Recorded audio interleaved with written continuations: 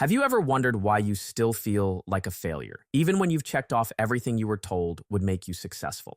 You studied hard, you got the degree, you landed a job, maybe you even have the partner, the apartment, the salary, but somewhere deep down, you still feel like something is off. Or maybe it's the opposite. You're nowhere near where you thought you should be by now, and you can't shake the feeling that you're falling behind, as if you took a wrong turn somewhere that you can't undo.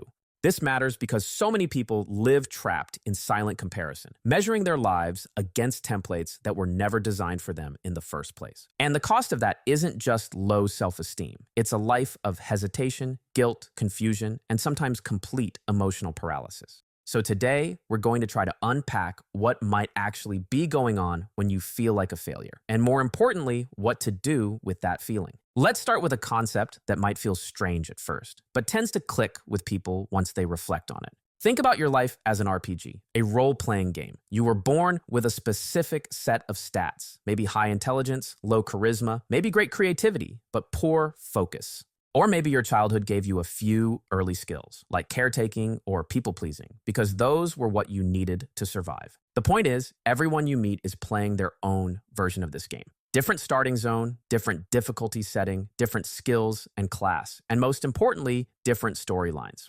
But the mistake so many of us make is this. We try to live someone else's game. We see what quests they're doing, what loot they're picking up, and assume that if we follow the same route, we'll feel the same kind of fulfillment. That's where the feeling of failure really begins. Not because you're actually failing, but because you're comparing your unique stats to someone else's playthrough. And since the game was never designed for you to play it their way, it's always going to feel like you're behind. What makes this more disorienting is that even people who seem to be doing well by conventional standards often carry that same weight of inadequacy. So, success by external standards doesn't actually solve that feeling. I see this all the time. People who have objectively succeeded, high-paying jobs, families, stability, say they feel like a disappointment. That's because our feelings don't respond to logic. You can't talk yourself out of feeling like a failure by listing your achievements. That part of you that feels like you're not good enough doesn't care how much money you make or how many people say they're proud of you. It cares whether you're doing something that aligns with your values, your temperament, and your inner purpose. So it becomes a trap. You think, maybe if I just get the next thing, the promotion, the partner, the praise, then I'll feel okay.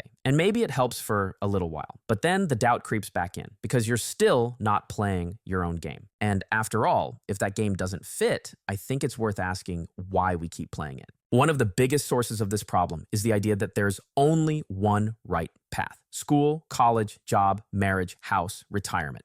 That script might work for some people, but for others, following that structure feels like wearing a jacket that doesn't quite fit. It looks fine from a distance, but it's tight in the shoulders, awkward in the sleeves, and you're constantly adjusting just to feel okay in it. And the thing is, that path was designed for a different time. A lot of the traditional milestones were built around older economic and social structures. But the world has changed. We live in a time where the internet can make a career out of drawing pixel art or streaming chess, for example. The boundaries that used to define career and value and contribution are dissolving. So, if you're trying to follow a path that was never meant for your personality, your background, or the current world we live in, it makes sense that it's not working for you. That doesn't mean you're lost. It means you need to take a different direction. And sometimes it takes getting lost to realize that you need to draw your own version of the map. That might sound strange, but a lot of people end up discovering their purpose not by succeeding, but by failing at something they were never meant to pursue long term. Maybe you dropped out, or burned out, or just couldn't keep going down a path that was slowly draining you. At the time, that probably felt like defeat. But in hindsight, you might start to realize that it created space for something else to emerge, something more honest, something more aligned with who you actually are. The mistake people often make is trying to go back and fix that failure, rather than asking what it's pointing them toward. Because failure often contains wisdom, but only if we're willing to listen to it. And once you start listening, you might realize that your judgment of yourself has been based on the wrong criteria all along. So I'll say it again. A huge part of why people feel inadequate is that they're evaluating themselves using someone else's metrics. If you're someone who thrives on creativity and independence, but you're comparing yourself to someone in a structured corporate role, you'll always feel behind. Not because you're not capable, but because this is just not who you are. Imagine someone who's planting a garden, but keeps getting upset that it's not growing like a skyscraper. It's not that they're doing something wrong, it's that they're building something completely different. But if they keep measuring their progress by height alone, they'll miss the fact that their garden is thriving in its own way. What you need to ask yourself is, what game are you actually playing? And do your goals, your expectations, and your comparisons align with that? Because if they don't, the feeling of failure is inevitable. And to figure that out, it helps to pay close attention to what pulls you in, because your interests matter, even if they seem worthless at first. A lot of people dismiss what they enjoy. They say, I like video games, but that's not useful. Or I'm drawn to writing, but that's not realistic. But history is full of people who took something everyone else thought was useless and turned it into something meaningful. 10 or 15 years ago, gaming seemed like a waste of time. Today, it's a multi-billion-dollar industry. You can make a living designing, streaming, analyzing, or writing about games. The same is true for art, storytelling, fashion, coding, design, even memes. The world has opened up new lanes, but the first step is taking your own interests seriously. People often ignore their interests because they don't see an immediate path to success. But that's not the point. The point is to start exploring. Start developing the skill. Start seeing if there's a way to turn it into something you can offer the world. Not every passion has to become a career, but they're often a clue towards something meaningful. And once you start following those clues, the path forward becomes clearer, but only if you're willing to stop and ask what they're pointing to. This sounds simple, right? But what do you do when you don't know what path to follow? You start by asking questions that no one else can answer for you. What do you like? What do you care about? What do you naturally spend time on even when no one asks you to?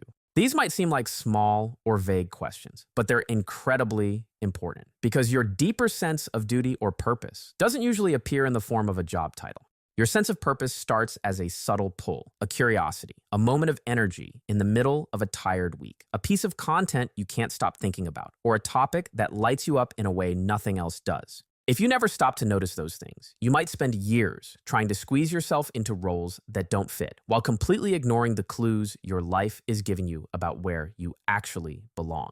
And if you do notice them and take them seriously, you might find yourself walking a path you didn't expect, one that doesn't look traditional, but still leads somewhere worthwhile. However, I think it's also important to acknowledge that alternative paths aren't easy. Just because something is more authentic doesn't mean it's effortless. In fact, the unconventional route often requires even more discipline because there's less structure, less guidance, and fewer safety nets. But that doesn't mean it's not possible. The tools and platforms exist. The communities are out there. The knowledge is accessible. If you're willing to be patient and persistent, and if you're open to experimenting, iterating, and failing along the way, you can build something real.